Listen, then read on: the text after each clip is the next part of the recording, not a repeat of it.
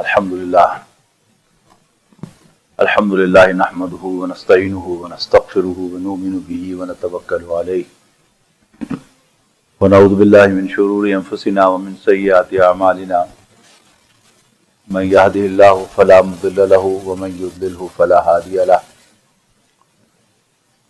ونشهد أن لا إله إلا الله وحده لا شريك له ونشهد أن سيدنا محمدا عبده ورسوله أرسله بالهدى ودين الحق ليظهره على الدين كله وكفى بالله شهيدا فصلى الله عليه وسلم تسليما كثيرا كثيرا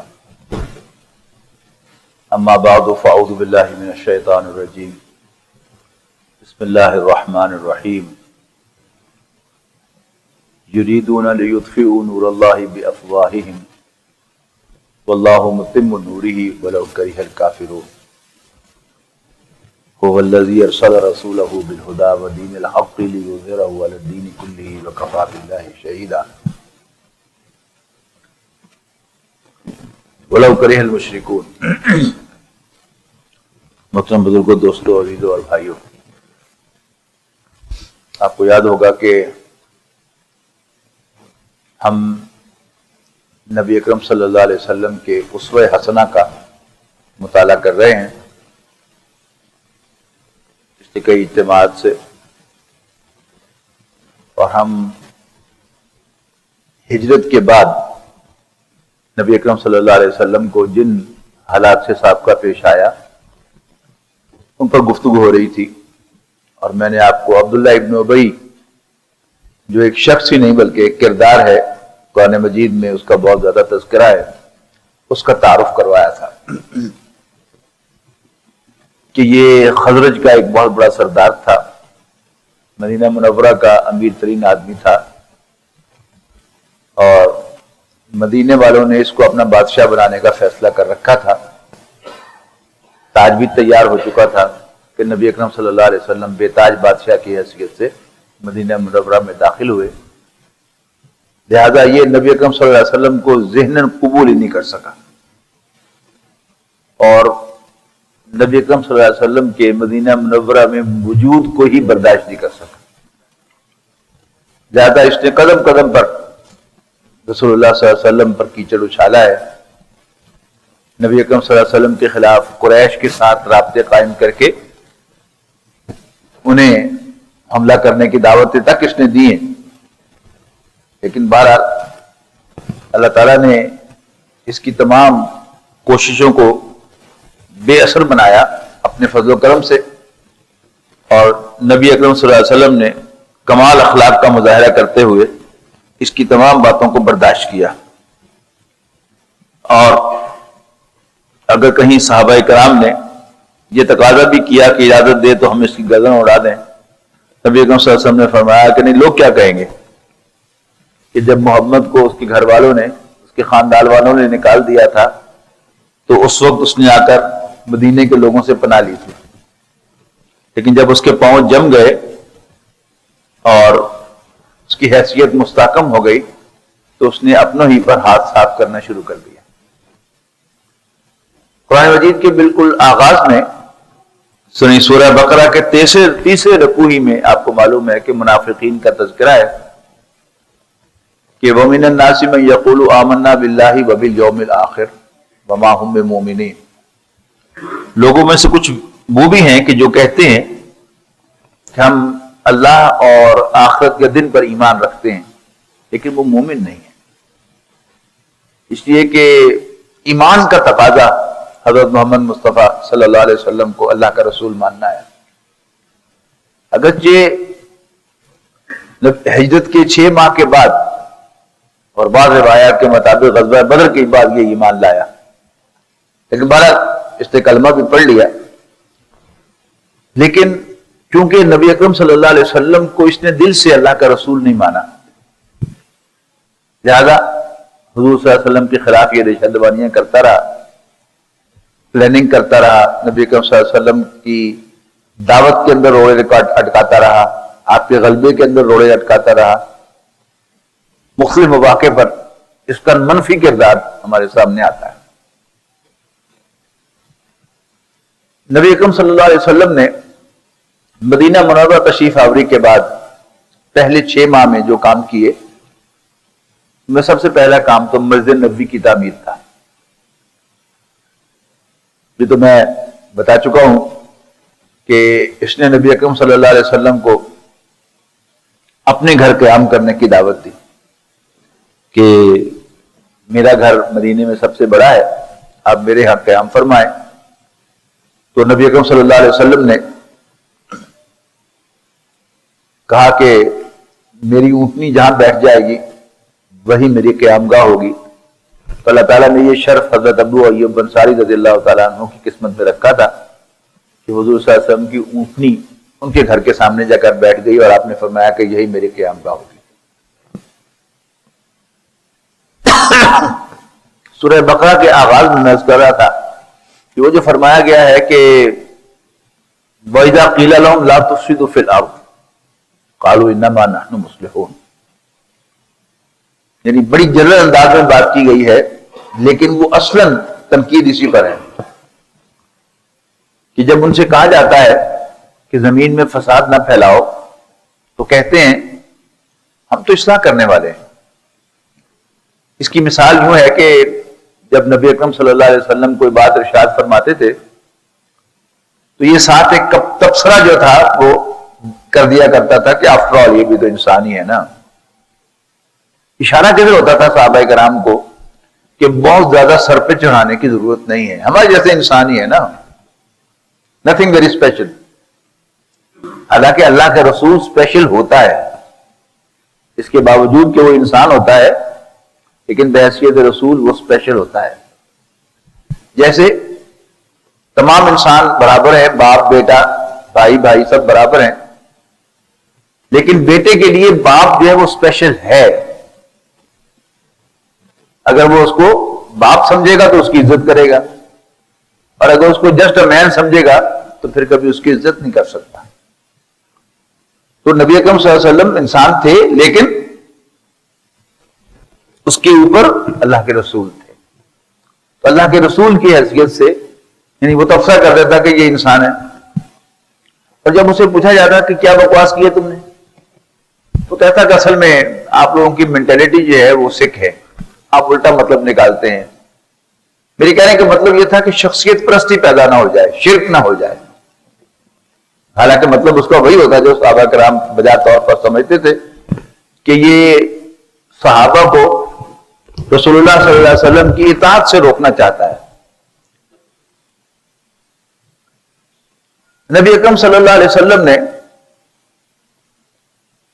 3 کام کیے مدینہ منورہ میں تشریف آوری کے بعد۔ نمبر 1، آپ نے مسجد نبوی کی تعمیر فرمائی۔ نمبر 2، آپ نے ایک مہاجر کو ایک انصاری کا بھائی بنا دیا، مواخات قائم کی۔ اخون کہتے ہیں بھائی کو، مواخات آپس میں بھائی بھائی بنانا۔ اور تیسرا آپ نے کام یہ کیا کہ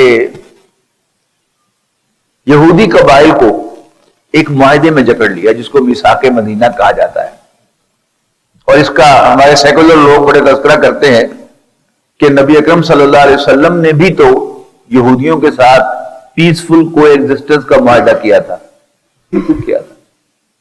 اس کو بھی سمجھ لیجیے کہ یہ معاہدہ کیا تھا۔ آپ نے تمام قبائل جو 5 مدینے منورہ میں آباد تھے، 2 تو سنز آف دا سوائل تھے، اوس اور خزرج، اور 3 یہودیوں کے قبیلے تھے، بنو نذیر زوات کے ساتھ اور بنو قینقاع۔ یہ دونوں قبیلے بنو خزرج کے حلیف تھے، یعنی جو سنز آف دا سوائل میں سے قبیلہ تھا خزرج، یہ اس کے حلیف تھے۔ اور تیسرا قبیلہ جو تھا بنو قریظہ، وہ اوس کا حلیف تھا۔ ان کے درمیان کئی جنگیں ہو چکی تھی، یعنی اوس اور خزرج کے درمیان بھی کئی جنگیں ہو چکی تھی، اور کیونکہ وہ جو ان کے حلیف سے جب جنگ ہوتی تھی اس کے حلیف بھی ہر قبیلے کے بیچ میں کودتے تھے۔ تو نبی اکرم صلی اللہ علیہ وسلم نے انہیں متوجہ کیا ان کے بڑوں سے مل کر کہ یہ تم آپس میں لڑتے کیوں ہو؟ خون خرابہ ہوتا ہے، تمہارا بھی جانی نقصان ہوتا ہے، تمہارے دشمنوں کو بھی جانی نقصان ہوتا ہے، کیوں کرتے ہو؟ انہوں نے کہا ہمارے ایشوز ہوتے ہیں جس کو حل کرنے کے لیے ہم یہ کرتے ہیں۔ تو آپ نے انہیں متوجہ کیا کہ ایسا تم کیوں نہیں کرتے کہ یہ طے کر لو کہ ہم اپنے جھگڑوں کا پولیٹیکل سولوشن نہیں ڈھونڈیں گے، پولیٹیکل سولوشن ڈھونڈیں گے، ملٹری سولوشن نہیں ڈھونڈیں گے. یعنی لڑ کر ہم اپنے مسئلوں کو حل نہیں کریں گے، بلکہ ٹیبل پر بیٹھ کر گفت و شنید سے، باہم گفتگو سے ہم اپنے مسئلوں کو حل کریں گے. یہ تو بہت اچھی بات ہے. انہوں نے کہا کہ لیکن اگر پھر کوئی فریق نہ مانے، ہٹ دھرمی پہ اتر آئے اور کچھ بھی چھوڑنے کو تیار نہ ہو، جھگڑا تو تب بھی ہوتا ہے نا. یعنی آپ کا کسی کے ساتھ کوئی معاملہ ہے، آپ اسے جا کے کہیں بھی یہ تم زیادتی کر رہے ہو، وہ مان جائے تو جھگڑا ختم ہو گیا. جھگڑا تب ہوتا ہے کہ آپ اپنے کلیم پر برقرار رہتے ہیں اور وہ آپ کی بات کو ڈینائی کرتا رہتا ہے. تو نے کہا کہ اگر کوئی نہ مانے تو آپ نے توجہ دلائی کہ اپنے میں سے کوئی تمہیں ایسا آدمی نہیں کہ جس کو تم بڑا سمجھتے ہو، سارے اس کا احترام کرتے ہو، کہ پھر اس کے ہاتھ میں فیصلہ دے دو، پھر جو فیصلہ دے دے وہ سب کو قابل قبول ہو. میں نے کہا یہ بھی بڑی اچھی بات ہے. تو پھر ایسی پوزیشن پر تو ہم آپ ہی کو سمجھتے ہیں کہ اوس کے بھی آپ بڑے ہیں، وہ تو ایمان بھی لے آئے ہیں، خزرج کے بھی آپ بڑے ہیں، وہ ایمان لے آئے ہیں، اور آپ کی ایک شخصیت کا ایک روب ہے. تو ہم آپ ہی کو وہ مقام دیتے ہیں کہ ہمارے باہمی جھگڑوں کا آپ فیصلہ کیا کریں. تو میثاق مدینہ طے پایا، اس میں سب سے پہلی بات یہ تھی کہ ہر قبیلہ انٹرنلی اٹانومس ہوگا. خود مختاری، یہ پاکستان کے آئین میں بات ہوتی رہتی ہے نا کہ صوبے خود مختار ہوں، تو پروونشل اٹانومی ایسے ہی کیا تھا کہ ہر قبیلہ انٹرنلی اٹانومس ہوگا، آزاد ہوگا، وہ دوسرے کے معاملات میں کوئی دوسرا دخل نہیں دے سکے گا.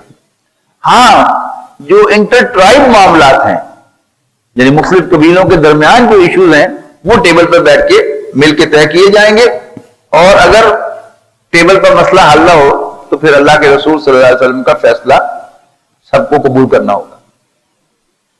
دوسری اس کی عام شکل یہ تھی کہ جب بھی کسی قبیلے پر یا کسی گروہ پر باہر سے حملہ ہوگا تو پھر باقی پانچوں بھی اس کے ساتھ کھڑے ہوں گے، وہ دشمن کا ساتھ نہیں دیں گے. یعنی کسی بھی جگہ کی، کسی بھی ملک کی جو سیکیورٹی ہے، اس کی اس سے اچھی پلان نہیں ہو سکتی. لڑائی جھگڑے نہ کریں، معاملات کو ٹیبل پہ بیٹھ کے طے کریں. انٹرنلی ہر قبیلہ آزاد ہو، دوسرا اس کے معاملے میں دخل نہ دے. اور تیسرا یہ کہ جب باہر سے کوئی حملہ آور ہو تو تمام مل کر دفاع کریں. اب ظاہر بات ہے کہ امیڈیٹ خطرہ حملے کا کس کو تھا؟ وہ تو نبی اکرم صلی اللہ علیہ وسلم کو تھا کہ قریش نے آپ کو اپنا دشمن ڈکلیئر کیا کر رکھا تھا، اور نبی اکرم صلی اللہ علیہ وسلم ان سے بچ کر اللہ تعالیٰ کی فضل و کرم سے مدینہ پہنچ گئے. تو اب قریش نے جو اٹیمپٹ کرنی تھی رسول اللہ صلی اللہ علیہ وسلم کو حاصل کرنے کے لیے، وہ کیا تھا؟ اس نے مدینے پہ حملہ کرنا تھا. اور یہودی جو خود قریش کی طرح نبی اکرم صلی اللہ علیہ وسلم کے بدترین دشمن تھے، ان سے بھی بہرحال یہ حماقت ہو گئی آن دیئر پارٹ کہ انہوں نے یہ بات بھی مان لی کہ فیصلہ کرنے والے بھی رسول اللہ صلی اللہ علیہ وسلم ہوں گے. یہ بھی کیا تھی؟ یہ یہودیوں کی بہت بڑی غلطی تھی. اور دوسری غلطی جو اللہ تعالیٰ نے ان سے کروائی وہ کیا تھی کہ جب بھی کوئی باہر سے حملہ آور ہوگا تو ہم سب مل کر دفاع کریں گے. اور وہ حملہ ہونا تھا رسول اللہ صلی اللہ علیہ وسلم پر، لہذا نبی کے صلی اللہ علیہ وسلم نے وہ سائڈ بھی سیو کر لی. تو مسجد نبی تعمیر ہو گئی، مسلمان بھائی بھائی بن گئے، اور یہودی معاہدے میں جکڑے گئے. اب نبی اکرم صلی اللہ علیہ وسلم مدینہ منورہ سے باہر نکلے. یعنی وہ کیلنڈر جو ہے وہ 7 سال چلاتے رہیے آپ. 6 سال کی عمر میں والدہ کا انتقال ہوا، 8 سال کی عمر میں دادا کا انتقال ہوا، 25 سال کی عمر میں شادی ہوئی، 40 سال کی عمر میں وحی کا آغاز ہوا. مکی زندگی کے پہلے 3 سال سر عام تبلیغ نہیں ہوئی، بلکہ بس اندر خانے جو ہے مین ٹو مین دعوت ہوتی رہی، لیکن اعلان نہیں کیا گیا. پھر اعلان کا بھی حکم آیا. اعلان کا حکم آیا تو ابو لہب نے اس کو ریزسٹ کیا، اور پورے شہر کے سامنے نبی اکرم صلی اللہ علیہ وسلم کو کہا کہ تبا لک یا محمد صلی اللہ علیہ وسلم، محمد تم ہلاک ہو جائے تو علی ہادہ جماعت نا، کیا اس کام کے لیے تو نے ہمیں جمع کیا تھا؟ لیکن باقی قریش کی طرف سے زبانی تشدد ہوتا رہا رسول اللہ صلی اللہ علیہ وسلم کو. آپ کو پاگل کہا گیا جیسے ہر نبی کو کہا گیا، آپ کو آصیب زدہ کہا گیا، جنوں کا سایہ ہو گیا ہے، یہ خود نہیں بولتا، جن بولتے ہیں اس کے اندر سے، یعنی جو بات جس کی جادوگر کہا گیا، یہ جادو کرتا ہے. لیکن نبی اکرم صلی اللہ علیہ وسلم پر سوائے ایک دو واقعات کے جو ابو جہل نے خانہ کعبہ کی گرد نماز پڑھتے ہوئے نبی اکرم صلی اللہ علیہ وسلم پر 2 حملے کروائے، حملے بھی نہیں تھے انفیکٹ وہ، یعنی ایک لائٹ سی بات تھی اپنے خیال میں کہ ایک اوجری پڑی ہوئی ہے فلاں محلے میں، کون ہے جو اس کے اوپر لا کے ڈالے گا؟ تو عبداللہ بن ابی معیط ایک بدبخت تھا، اس کا ہمجولی تھا، اس کی محفل میں بیٹھنے والا تھا، وہ گیا اور لا کے ڈال دی. دوسری وقت پر پھر ابو جہل نے کہا کہ کون ہے جو اس کی گردن میں چادر ڈال کے ذرا وٹ دے، پھر بھی وہی اٹھا ہے بدبخت کہ جس نے وہاں پر آ کر نبی اکرم صلی اللہ علیہ وسلم کے گلے میں چادر ڈال کر اس کو بل دیے ہیں، جس سے نبی اکرم صلی اللہ علیہ وسلم کی آنکھیں اگل آئی ہیں، گویا آپ کا سانس رک گیا ہے. اس کے علاوہ نبی اکرم صلی اللہ علیہ وسلم پر کوئی بڑی دست درازی نہیں ہو سکی. وجہ میں کئی دفعہ بیان کر چکا ہوں کہ بنو ہاشم آپ کی پشت پر تھے. لیکن قریش کی طرف سے جو اقدام ہوا بنو ہاشم کے خلاف، اس لیے کہ ابو طالب نبی اکرم صلی اللہ علیہ وسلم کو ان کے حوالے کرنے پر تیار نہ ہوئے، لہذا قریش نے بنو ہاشم کا بائیکاٹ کیا. محرم سن 7 نبوی سے لے کر محرم سن 10 نبوی تک نبی اکرم صلی اللہ علیہ وسلم کا پورا خاندان بنو ہاشم ایک تنگ گھاٹی کے اندر قید کر دیا گیا. وہاں سے آپ باہر آئے تو ابو طالب کا انتقال ہو گیا، ابو طالب کا انتقال ہوا تو ابو لہب خاندان کا سربراہ بن گیا. ابھی ہم کون سے سال میں چل رہے ہیں؟ 10 نبوی میں چل رہے ہیں، کیلنڈر میں دوہرا رہا ہوں نا آپ کے سامنے. اس کے بعد پھر نبی اکرم صلی اللہ علیہ وسلم طائف تشریف لے گئے. وہاں ایک دن میں جو کچھ ہوا وہ بھی آپ کو معلوم ہے. اور اس کے بعد پھر 11 نبوی رجب کے اندر نبی اکرم صلی اللہ علیہ وسلم کو معراج نصیب ہوئی. اسی سال یعنی 11 نبوی کا جو ذی الحج ہے اس میں 5 افراد مدینے سے آئے ہوئے انہوں نے اسلام قبول کیا. اگلے سال 12 افراد آئے، بیعت عقبہ اولیٰ ہوئی، حضرت مصعب کو لے کر گئے. اگلے سال نبوت کے 13ویں سال 75 افراد آئے اور نبی اکرم صلی اللہ علیہ وسلم کی دعوت لے کے آئے جو آپ نے قبول کر لی. اب آپ مدینے میں تشریف لے آئے. پہلے 6 ماہ میں کیا ہوا وہ میں بتا چکا آپ کو. اب تفصیل سے نوٹ کیجئے گا اس کو کہ نبی اکرم صلی اللہ علیہ وسلم کی ہجرت ہوئی ربیع الاول میں، اس کے بعد ربیع الثانی، جمادی الاول، جمادی الاخری، رجب، شعبان اور 6واں مہینہ رمضان ہے. رمضان سن 1 ہجری سے نبی اکرم صلی اللہ علیہ وسلم نے مسلح گشتیں روانہ کرنے شروع کر دی. عام جو سیرت سکول میں پڑھائی جاتی ہے ٹیکسٹ بک میں، اس میں ان کا کوئی تذکرہ نہیں ہے. لیکن بہرحال اتھینٹک واقعات ہے سب کے سب. یعنی رمضان سن 1 ہجری میں ایک دستہ آپ نے بھیجا، شوال سن 1 ہجری میں دوسرا دستہ بھیجا، اس کے بعد پھر 3 حرمت والے مہینے آ گئے، اس کے بعد پھر آپ نے سفر میں پھر بھیجا، ربیع الاول میں پھر بھیجا. یعنی آپ دیکھیں گے سیرت کی کتابوں میں تو پے بپے یہ آپ نے دستے بھیجے ہیں. ان کا مقصد کیا تھا؟ ان کا مقصد قریش کو ذرا چونکانا تھا کہ میں زندہ ہوں. حضور صلی اللہ علیہ وسلم کی طرف سے ایک پیغام تھا کہ میں زندہ ہوں اور تمہارے تجارتی راستے میرے دائیں بائیں سے گزرتے ہیں، میں انہیں انٹرسپٹ کر سکتا ہوں اور میں تمہیں سیاسی اعتبار سے آئسولیٹ کر سکتا ہوں پورے عرب سے. یعنی یہ جو دستے آپ نے بھیجے ان کے ذریعے سے آپ نے اپنے ساتھیوں کے ذریعے اپنی پریزنس کا احساس دلایا شاہراہوں پر. قریش مکہ مکرمہ میں کچھ اگتا تو تھا نہیں اور بنتا بھی کچھ نہیں تھا، لیکن قریش تھے عرب کے چودھری، اس میں کوئی شک نہیں ہے، سکی چودھر۔ ان کا جو اصل بزنس تھا وہ کارگو کا بزنس تھا، یعنی تجارتی سامان بحری راستے، کشتیوں کے راستے یمن کے ساحل پہ آگے اترتا تھا اور پھر سرفس کے ذریعے، اونٹوں کے ذریعے وہ مال شام پہنچایا جاتا تھا، یعنی یورپ چلا جاتا تھا۔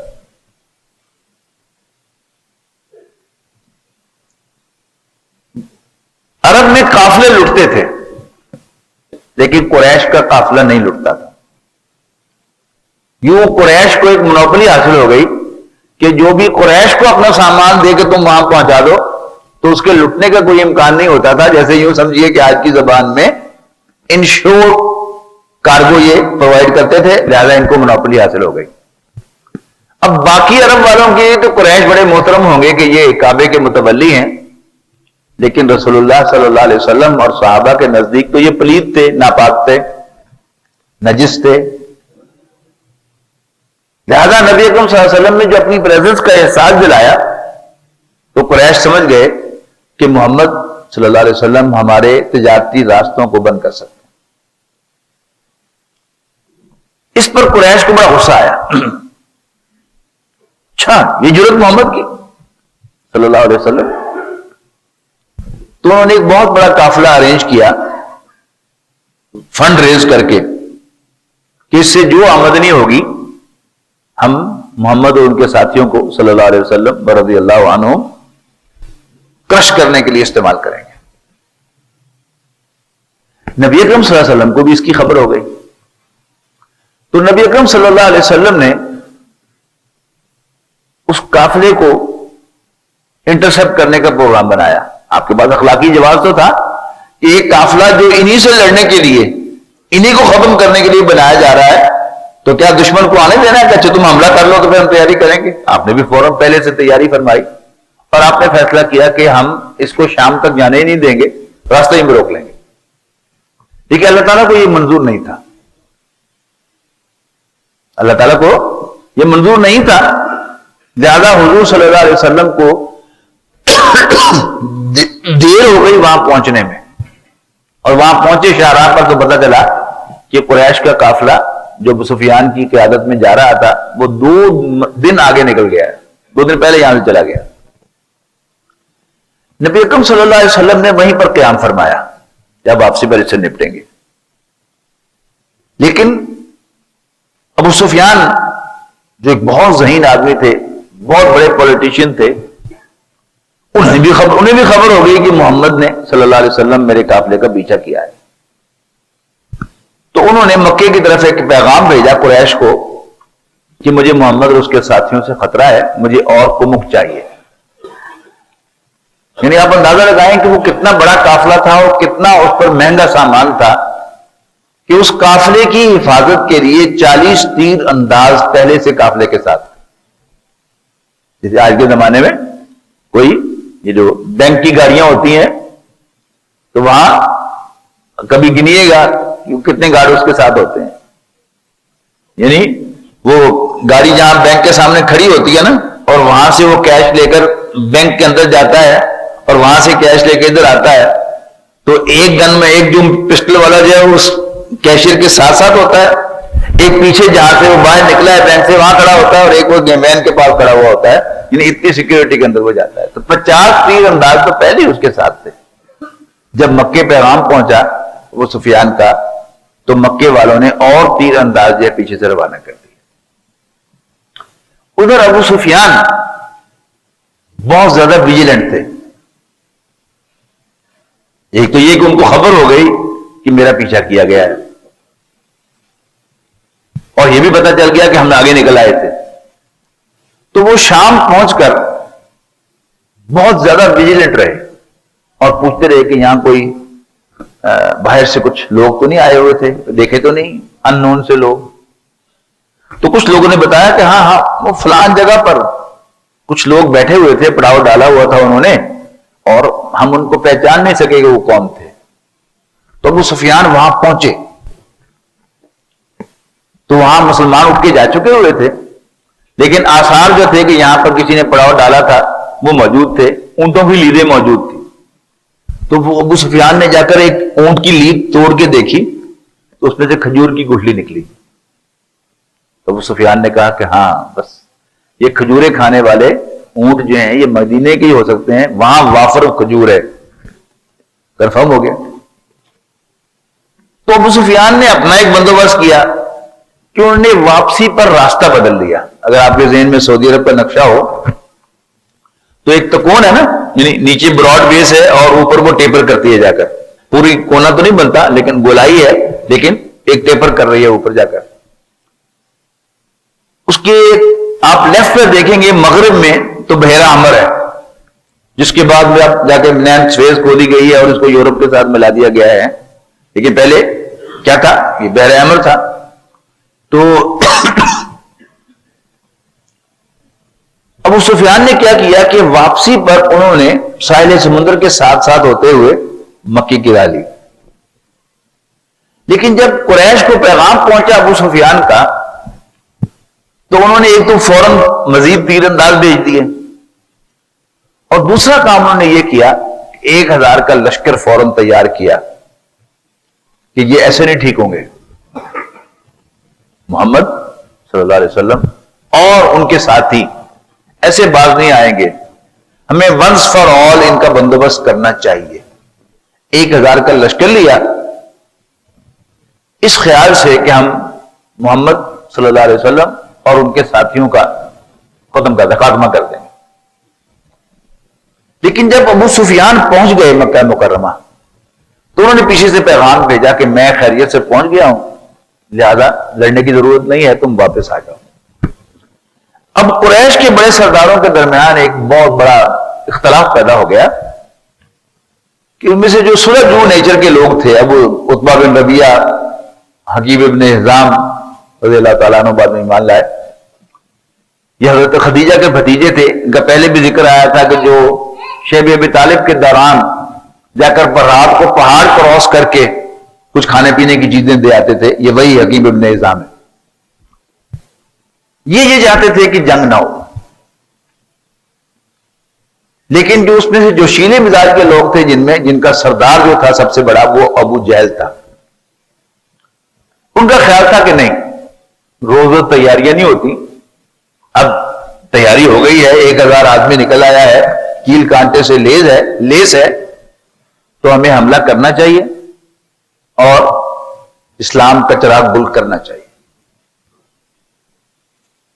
ادھر جو نبی اکرم صلی اللہ علیہ وسلم مہمیں روانہ فرما رہے تھے، ان میں سے ایک مہم آپ نے روانہ کی تھی، ایک صحابی کو 7 آدمی اس کے ساتھ دیے، ان کا امیر بنایا ایک صحابی کو، اور اس امیر کو ایک سیل لیٹر دیا رسول اللہ صلی اللہ علیہ وسلم نے کہ تم اس ڈائریکشن میں چلے جاؤ، 2 دن کا سفر کرنے کے بعد تم میرا خط کھول کے پڑھنا اور پھر اکارڈنگلی عمل کرنا. تو انہوں نے 2 دن کے سفر کے بعد وہ خط کھول کر پڑھا تو اس میں رسول اللہ صلی اللہ علیہ وسلم کا حکم تھا کہ تم نخلا کی وادی میں چلے جاؤ. نخلا طائف کے قریب ایک وادی تھی.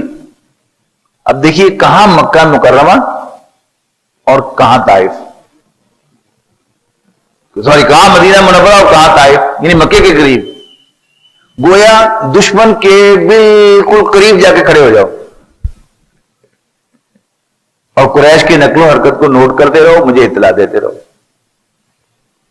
جب یہ 7-8 افراد وہاں پہنچے تو قریش کا ایک قافلہ گزرا، مسلح تو یہ پہلے سے تھے، اور اس کے ساتھ کوئی چھیڑخانی ہوئی آپس میں.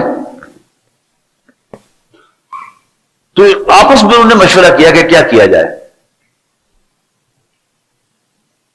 وہ تھی رجب کی 29 تاریخ، اور رجب جو ہے یہ حرمت والا مہینہ ہے.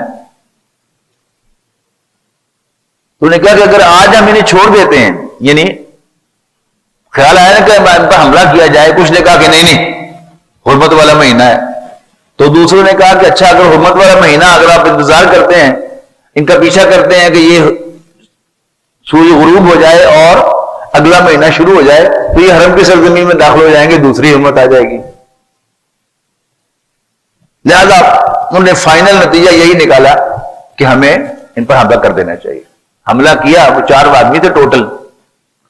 ایک آدمی مر گیا، عبداللہ حضرمی اس کا نام تھا، وہ مر گیا وہاں پر مسلمانوں کے ہاتھوں.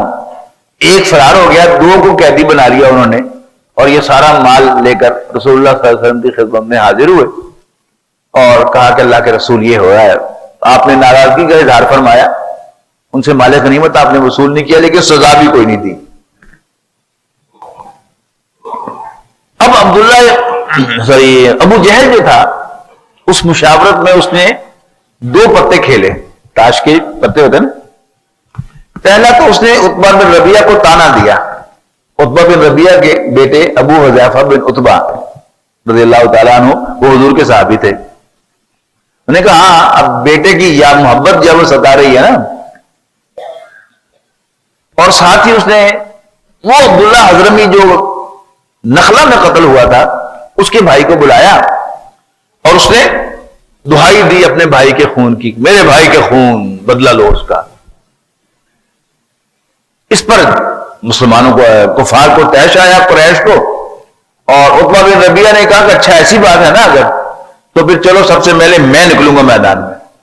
اور ایسا ہی ہوا کہ عتبہ بن ربیعہ سب سے پہلے میدان میں آیا اور اس نے جنگ کی دعوت دی، اور سامنے سے حضرت ابو حذیفہ بن عتبہ آ گئے اپنے باپ کے سامنے. تو نبی اکرم صلی اللہ علیہ وسلم نے ان کو واپس بلا دیا کہ نہیں، باپ کے سامنے تم یوں کھڑا نہ ہو. لیکن اس کے بعد پھر 3 انصاری صحابی آئے. عتبہ نے کہا کہ تعارف کراؤ. عتبہ خود بھی آیا تھا، اپنے بیٹے کو بھی لے کے آیا تھا اور اپنے بھائی کو بھی لے کے آیا تھا. عتبہ، شیبہ اور ولید، یہ 3 افراد آئے تھے. تو سامنے سے انصاری صحابی آئے 3. عتبہ نے کہا تعارف کراؤ پہلے اپنا. تو انہوں نے اپنے نام بتائے کہ ہم اوس سے ہیں، خزرج سے ہیں، وغیرہ وغیرہ. تو عتبہ چیخا، محمد صلی اللہ علیہ وسلم ان کاشتکاروں سے لا کر ہماری بےزتی نہ کراؤ، ہماری ٹکر کے لوگ نکالو، مہاجرین میں سے، قریش میں سے ہمارے سامنے لاؤ. تو پھر حضرت علی، حضرت حمزہ اور ایک اور صحابی جو تھے وہ سامنے آئے، اور پھر یہاں پر غزوہ بدر کا آغاز ہوا. پہلے ان 3 نے اپنے اپنے جو بھی مخالف تھے ان کو 2 نے تو فوراً بچھاڑ لیا، لیکن تیسرے جو تھے وہ خود بھی زخمی ہو گئے، زخم لگایا بھی، زخم لگا بھی، لیکن پھر آگے دوسروں نے بڑھ کر پھر ان سے کام تمام کر دیا. پھر یہ عام جنگ جو ہے وہ غزوہ بدر کے اندر شروع ہوئی. اللہ تعالیٰ نے غیر معمولی مدد فرمائی نبی اکرم صلی اللہ علیہ وسلم کی. فرشتوں کا نزول ہوا اور نبی اکرم صلی اللہ علیہ وسلم کو اللہ تعالیٰ نے فتح نصیب فرمائی. کل 13 افراد موقع پر شہید ہوئے مسلمانوں میں سے، اور ایک صحابی واپس مدینے جاتے ہوئے راستے میں انتقال کر گئے. تو 14 شہداء تھے، جبکہ قریش کے 70 بڑے بڑے سردار جو ہے وہ ڈھیر ہو گئے، واصل جہنم ہو گئے، اور 70 افراد کو پکڑ لیا مسلمانوں نے. تو یہ پہلی جنگ تھی باقاعدہ، اور پہلی مرتبہ قیدی ہاتھ آئے تھے. تو یہاں مسئلہ کھڑا ہو گیا کہ ان قیدیوں کے ساتھ کیا کیا جائے. نبی اکرم صلی اللہ علیہ وسلم نے اپنے معمول کے مطابق مشورہ فرمایا ان کے ساتھ کیا سلوک کیا جائے. تو 2 طرح کی رائے آئیں.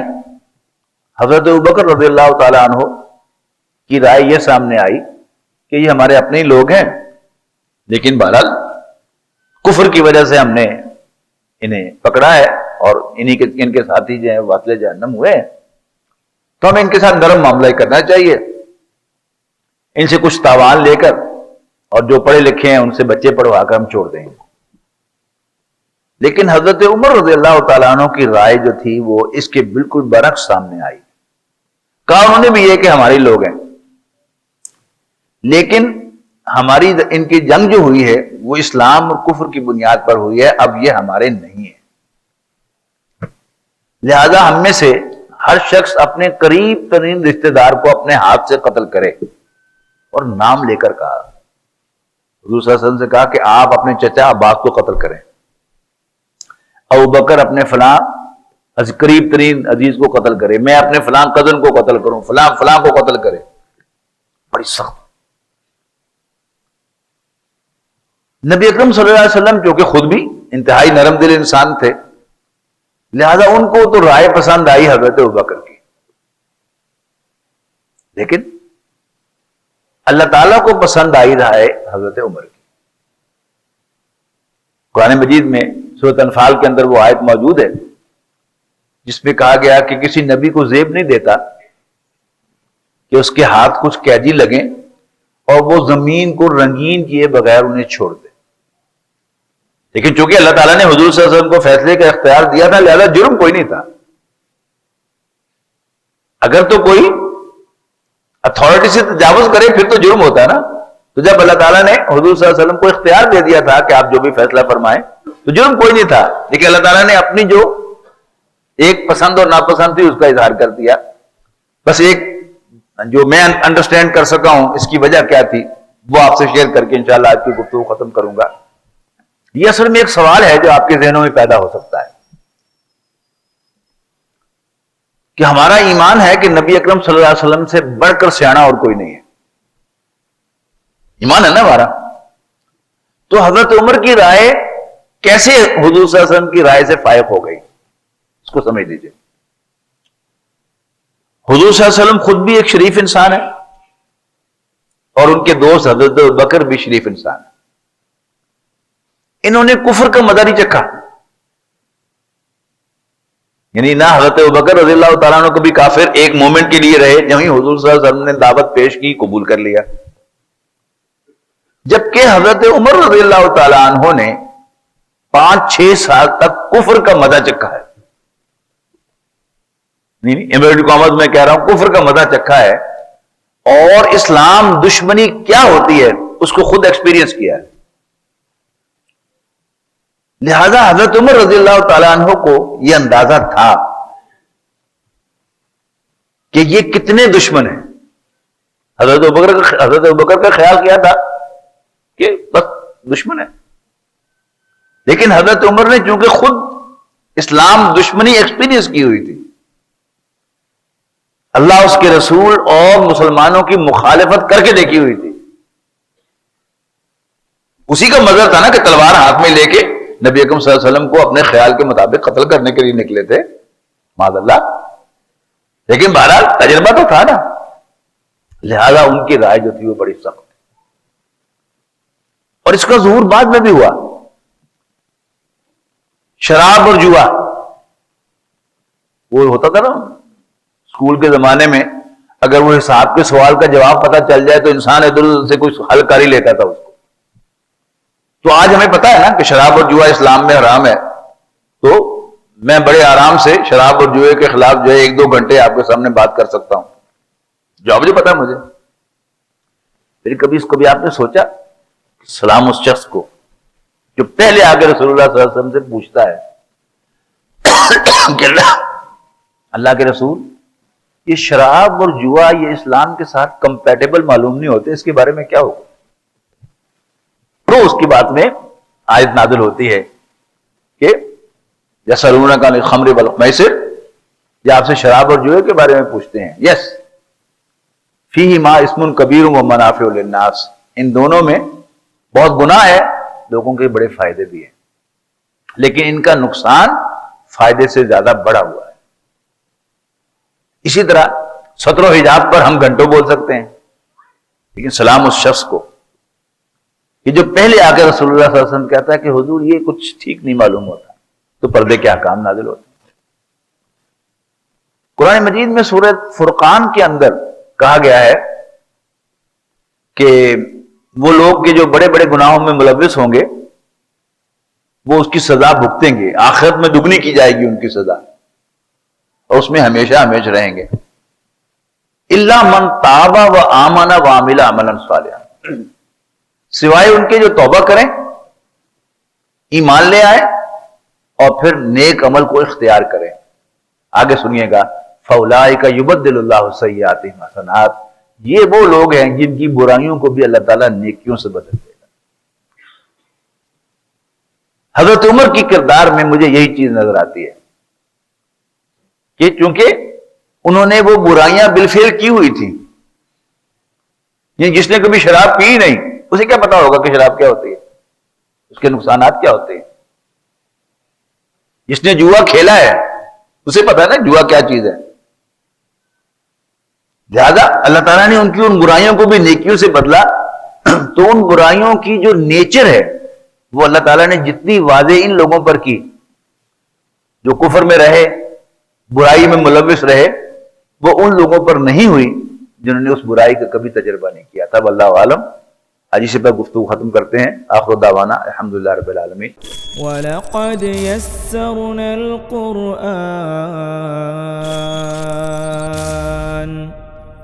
وَلَقَدْ يَسَّرْنَا الْقُرْآنَ لِلذِّكْرِ فَهَلْ مِن مُّدَّكِرٍ